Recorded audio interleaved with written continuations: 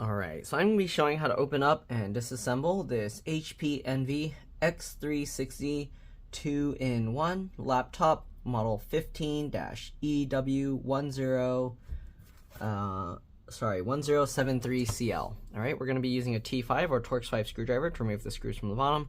You want to keep them in order because they can be different size, shape, and lengths. The way I do that is I put the screws flat side down like that on my desk in the pattern to remove them. So there are 4 screws. I don't know if there's any hidden screws under here. I tried peeling this up and it seems like it's stuck very strong. So I don't know if there's actually going to be hidden screws there. I kind of wonder if there's going to be hidden screws on the bottom on this side. But again, I don't know. I don't want to peel up another one and then end up making it all sticking up like this. So let's see if we can get this out first. So first thing I'm going to do, I'm going to get my fingernails in the gap here, and I'm going to push on the palm rest, not the touchpad, just the palm rest.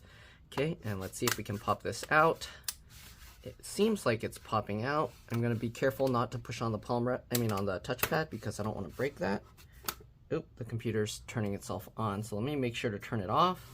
But it looks like the clips popped out, so hopefully there aren't hidden screws under there that are going to make it very difficult. Alright, this thing is doing a disk check right now. It had some issues where the RAM is bad, so it keeps blue screening. Okay, so I'm going to go along the side as well a little bit and see if I can pop up a little of that, but it doesn't look like it's going to happen.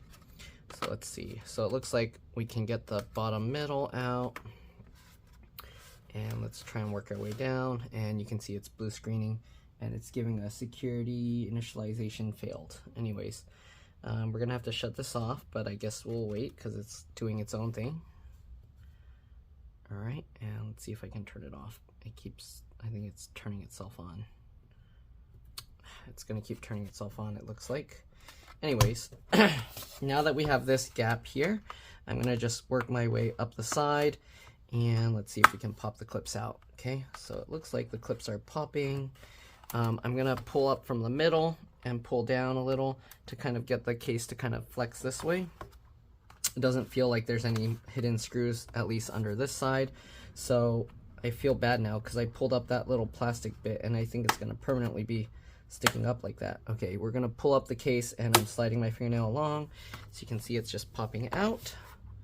I'm surprised if only 4 screws are holding the entire thing together, or the whole bottom cover on. Alright, we're going to continue pulling this. I'm going to push down on the frame here and pull up on the bottom cover with my fingers there.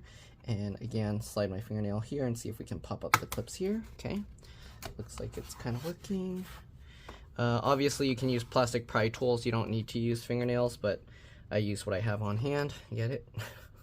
Alright, I'm going to continue sliding here, and these are not wanting to come out at all. Jeez. Let's see if suction cup will help. Sometimes pulling up from the center helps because it allows the case to flex up like this, like I was showing earlier. But wow, it's really not wanting to come out. So this case is very difficult to remove, it seems. Oh, what just happened? You have a power outage? Why did this light go off? Give me a second, I'll be back. Alright, I'm back. So let's go ahead and continue getting this thing apart, hopefully. Alright, we had a power outage. I went to go get gas to power a generator, and then the electricity came back on after I already started the generator and got everything going. Alright, so this piece, I'm pulling it up. You can see it's pretty difficult to get apart, but we got it. And let's see if we can get this side as well. Okay, and I'm going to continue going down. This side is being very difficult, so let's see here. How can we kind of more simply get this out? It doesn't want to come out. So I guess we'll continue going down this side and hopefully we can continue getting it out. Alright, so I'm going to run my fingernail in here if I can and somehow see if we can pop that out. Oh, there we go. Okay, you can see it's working. And we're going to have to continue, and it's not coming out easily either. Wow, these clips are like way too strong here. Alright, this thing was definitely designed to not be taken apart. I don't know if there's any hidden screws under there in the middle, but it's definitely not coming apart. Okay, you can see how the clips are designed in here. So basically, if we can, we want it to pull in towards the center, but it's not. Let's see. Okay, oh, actually, that's working now. Okay, so now we use the suction cup, and there we go. We got this all apart. Okay, now that we got the bottom cover out, and the sucky thing again is now this thing is permanently up like that. I'm gonna try and apply some adhesive there, and then we're gonna let it sit. Okay, I have this B7000 clear glue. This glue takes a long time to bond, so I don't know. We'll see. I'm just gonna put some in there, and we'll just smush it down. And I'm gonna have to let the customer know, or maybe I'll just put some tape over it and let them know not to peel it up until it's been sitting for this glue to get a really good seal. I think it takes about 48 hours or something. I don't know if I can just use some super glue in there instead, since it doesn't need to come out at all. I mean, I might as well just use super glue, right? Let's see here. Let me clean this out real quick. Okay. Hopefully you guys learned from my mistake and didn't try and peel yours out. Okay. Sometimes people will start like following along before like instead of watching first, so it can be a little. All right, let's see here. I'm gonna try and get a little bit of super glue in there, just a tiny bit. And super glue, it sets in about 30 seconds or something, but can be kind of messy, so you gotta be careful. You can see it's flowing out, so I gotta be careful here. Get the excess out of there. I'm gonna hold this for about 30 seconds. Let's go ahead and take a look here. You got the battery. I'm not gonna take it out, but the battery model is BN03XL. I'll show a close-up in a bit. Let me make sure that this super glue sets. Okay, now my finger got stuck a little bit. Let's use some isopropyl alcohol and clean up around the area here. Hopefully it will be okay. Sadly, now the rubber piece is a little bit ugly, but that's what happens when you work on new things and you're learning. All right. Okay, so yeah, it got a little bit of mark. I don't know how that got there. That looks like some glue, but anyways, we'll set the cover aside. Here is the battery again, BN03XL. Looks pretty simple. There's a connector you grab, you can wiggle it and pull it out. There's a screw here, here, here, here, and one down here and one down here. These are PH1 or JS1 screws. All right, there's an M.2 PCIe NVMe SSD under here. You got to remove this screw and this screw. You can take this metal shield off and then you slide that out. I'm not going to take it out because the customer's just having a RAM issue, but I'm going to show you here. This is the touchpad, trackpad connector, flip latch. You can pull that out. Keyboard connector here, flip latch here.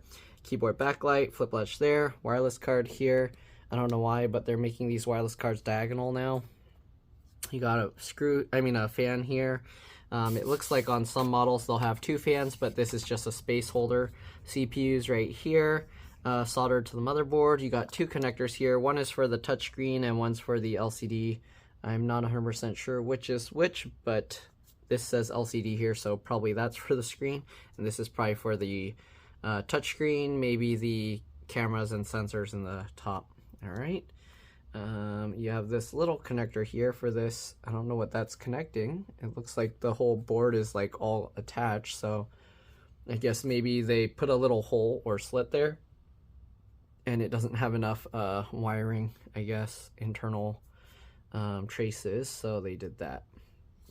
Anyways, the RAM's bad, so let's try and figure out if we can replace it and get it working. All right, so we have this little cover here. We're gonna go ahead and pop that out. I'm gonna get my fingernail under there and see if we can somehow pop this up. There we go. Get underneath. Work our way around, and we gotta be a little bit careful here.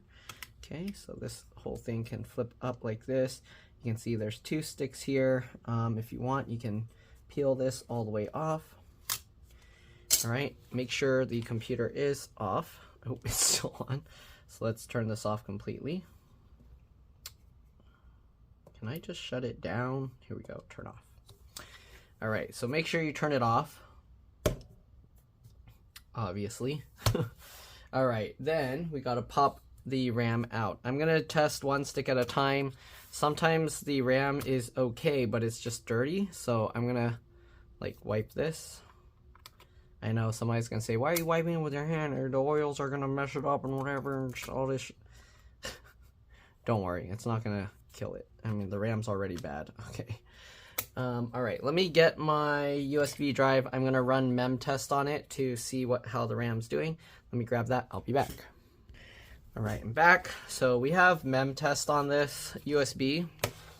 I'm gonna go ahead and plug this into the side. So let me zoom out here a little bit. So plug the USB in there. We're gonna power it on and we're gonna press F9. Oh, it's already booting. Stop it. Okay, so you can see it blue screened. That means there's still a bad stick of RAM. And we don't know if 1 stick of RAM is bad or both sticks of RAM are bad. We're gonna go ahead and just pull one of them out. Oh, it doesn't usually fly out like that. This RAM is 16 gigs, PC4, 3200 AA. All right, so there's a 16 gig PC4, 3200 AA stick of RAM. Let's go ahead now and power it up again. I hate when the computers auto turn on when you open the screen. To me, that's a very dumb feature. What's the point of a power button if it's gonna do that? All right, anyways. The power button is lit up, so it should be turning on, but it's staying black, so I don't know what's going on. Let's go ahead and hold the power button to shut it off completely again. Okay, and let's power it on. Maybe the other stick of RAM is the one that's bad, and now it's not going to turn on because of that. So, power button, turn it on, F9, it's not doing anything. Okay, I think the RAM that's in there is the bad one. So we're gonna go ahead and hold the power button, shut it back off. And now we'll pop out this stick of RAM. All right, we'll set that aside. Let's try and use this slot just in case it's the slot and not the stick of RAM. Power this, it turns itself on, that's very annoying. All right, so it's on a black screen right now. Is it gonna do anything? Is it that slot that's bad? I'm gonna power it off again. I hate the auto power on function. All right, let's get it in this slot. It's turning itself on again. Nothing's happening. What is going on here?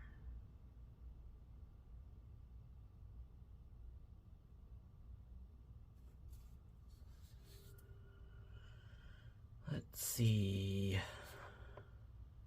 Nothing's happening. Let's dust it off a little bit.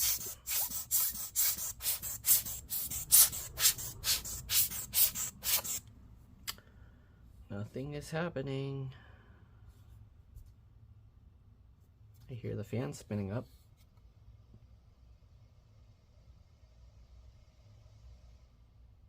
And it's slowing down. Oh, it's turning itself on. It's preparing automatic repair. Come on, stupid laptop. I just want to boot off my USB. Stop starting yourself and doing automatic stuff. Okay, this is going to be a long process of just trying to test which stick of RAM is bad because this thing wants to do these diagnosis things. Alright, let's go to advanced. Use a USB as a boot device. I know it's okay, solid state disk, EFI USB. Let's go to that. I don't think it's gonna auto boot from my USB, but let's see. Because I don't think mem test is a UEFI thing. Okay, here you go. We have the options here. Oh, it's touchscreen even on the BIOS. Interesting. All right, so we gotta let this boot up. and then we'll see. It's gonna run mem test. So here you can see it's running. Fingerprints all over the screen. I mean, it's touch screen, so. All right, memory controller, here you go. Mem test is about to run. Maybe I should turn off the light so you can see this clearer. There you go. Oh, look at that. All these errors. This is definitely a bad stick of RAM. Okay, let's switch over to the other one. So we're gonna power it off. Power it off. Hate this laptop. Cancel the test. It won't even let me cancel the test. Are you serious? Look at all these errors showing up. Okay, there we go. It finally turned off. Stay off, please. Okay. All right, we're going to take this stick of RAM back out. And let's go ahead and put this one now. So we'll put this stick of RAM in. Obviously, make sure you're grounded. I got my leg against a metal thing to pull the excess electricity out. All right, we're going to press F9. Come on. It's going to take forever to boot up again. I hate this laptop. HP, why are you doing these things? So they make it look like the computer's dead. And you gotta keep waiting, and then eventually it's gonna restart itself, and it acts like the BIOS is resetting or something. I hear the fan spinning. Come on, wake up. There you go, the fan stopped, and it should be starting up soon. F9, F9, F9, F9, F9, F9, F9. Come on, let me boot the USB. Don't start. No. This laptop sucks. It auto like just boots into this recovery mode. It doesn't even let me choose the boot devices right away. Like I have to shut down the computer, start it up, and then do it. Come on. What are you doing? Why did it restart? This computer's so annoying. Okay, so we're gonna need some DDR4 RAM. This is DDR3. Do I have some DDR4, like good DDR4 RAM? Okay, let's go advanced, USB device, EFI USB. I know I have one somewhere. Did I get rid of it? Here we go. I think, is that it, or is that DDR3? Okay, let's try this. This is a 16 gig PC4 2400T. Not the same speed, but we'll see. Hopefully it will work. So the old one is PC4 3200AA. The one I have is PC4 2400T. So clock speed is technically slower. The faster one will slow itself to match that speed. I'm not even sure if this stick of RAM is good or if both of them are bad. I'll be surprised. It's pretty rare for RAM to go bad. So here you can see it's running and no errors. See that? No errors. The other one's all like red. The one thing I'm worried is sometimes the corrupted RAM, if people use the computer and it tries to save to the hard drive, it can cause issues. So hopefully their operating system isn't corrupted. It looks like this is working okay. All right, so far no errors. I'm gonna put the other stick of RAM in, and hopefully that stick of RAM is gonna be okay. So I push the power button, and it's taking forever to shut off. See that? Power button. Oh, there we go. Okay. All right, let's go ahead and put this other stick of RAM in there, and let's see what we got. We're gonna run mem test again with the new stick of RAM, and hopefully we will have no errors. All right, it's gonna turn itself back on and it's gonna do that stupid thing again. So I'm gonna turn off the light so you can see better. You can see the power and whatever lights, and it just sits there forever because HP is doing something stupid here. I don't know what it's doing. Come on, computer, wake up. See that? It's doing something. Oh, and these dots are just reflections on the glass. It's not actually like lights if I tilt the thing. So those are just reflections from these two lights here. See, if I cover these lights, then those reflections disappear. Come on, HP, what are you doing? Okay, so this is for people that wonder why I do things in real time and I don't speed it up and edit stuff out. It's because you need to know stuff like this happens, that your computer's gonna take forever to start up, and that's normal. It's not like broken, okay? So you see that? Look how long that took. And it's still blue screening. So my worry is I ran BitLocker decryption and it decrypted, or it said it completely decrypted, but my worry is because the RAM is bad, I don't know if it's decrypted properly. I don't know if things are broken. I don't know what's going on. This is terrible. So let's see here what's going on. Advanced. Okay, use a device, EFI USB, and we're gonna run the mem test again. Okay, come on, there we go. We'll start that up. Hello. Okay.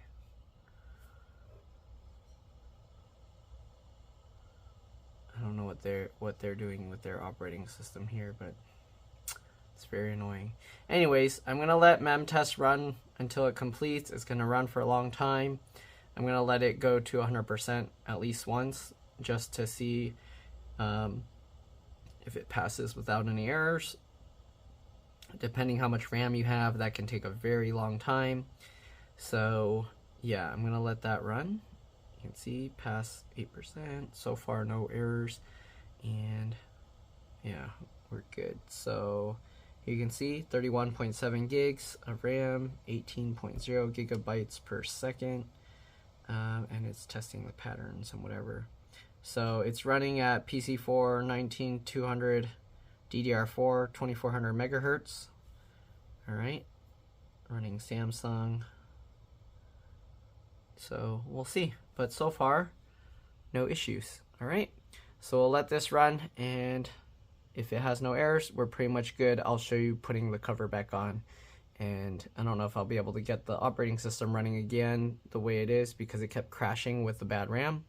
So I don't know if that's going to be repairable or not. We'll find out, and I'll see you guys later. Usually I would run like system restore or something, but there's no system restore points, at least when I checked earlier. So I'm not sure how I'm going to repair this OS. Maybe I'll try doing an EFI repair and see if that somehow fixes it, but I doubt it, because the blue screens are giving like, it was giving like driver issues and things like that popping up. So we'll see. It's at 33% pass so far. So most likely it's good. Usually if RAM is bad, it'll show errors right away. So I think we're okay. But anyways, I'll let this finish, and then I'll see you guys when I go to reassemble it. All right, see you guys then. All right, so I tried pretty much everything I could think of, but we keep getting this security initialization failed error, blue screen error there. So I'm not sure what else to try. Let me try one other thing. I doubt it's gonna work, but let's give it a shot. Right, so I'm going to go to boot options, secure boot. I'm going to disable that. Let's see if there's other stuff here that I can change. I don't think I see anything else here. I'm going to try restoring whatever this security settings to factory default. Oops, sorry, you can't even see what I'm doing. But I'm going to try that. All right, 3548. Enter. Right, so I set that to factory default. I don't see anything there. It probably turned secure boot back on. Oh, okay, secure boot's still off. And I don't think I see anything else. There's not many settings here to change, so Okay, so this auto resume thing is one of the things that keeps bothering me, but my customer didn't say it bothers them, so I'm going to leave it alone. Alright, I'm going to save changes and exit. Let's see if turning off secure boot did anything, and let's see if whatever that other setting is did anything. Right now I can actually put back the RAM cover. Oh, okay, I need to 3791 enter. So because I turned off secure boot, it wanted me to enter that number code and then press enter. But yeah, it's looking like I'm gonna have to do a clean install. I'll clone their drive first just to make a backup, so if anything, if any of their data's missing, hopefully it will be backed up. I did have to disable, or I did disable BitLocker earlier. Oh, why is it asking another one? Boot mode change 5957. Alright, geez, this thing has way too many security things. Alright, and you can see it's not booting. So, yeah, that didn't work. I'm gonna turn secure boot back on. So F10 to go to the BIOS settings. And we'll turn secure boot back on. And we'll save changes and exit, see if anything changed. I doubt it, so most likely I'm just gonna put the thing back together, clone the drive over, and then do a clean install and migrate all the data back. Alright, let's see what happens. Secure boot was turned back on. I don't think anything is gonna change there. I also tried restoring the EFI partition. Oh, okay, it spun a little bit, and there we go, same thing. So yeah, we're gonna turn this off and put this thing back together. If it'll let me turn it off.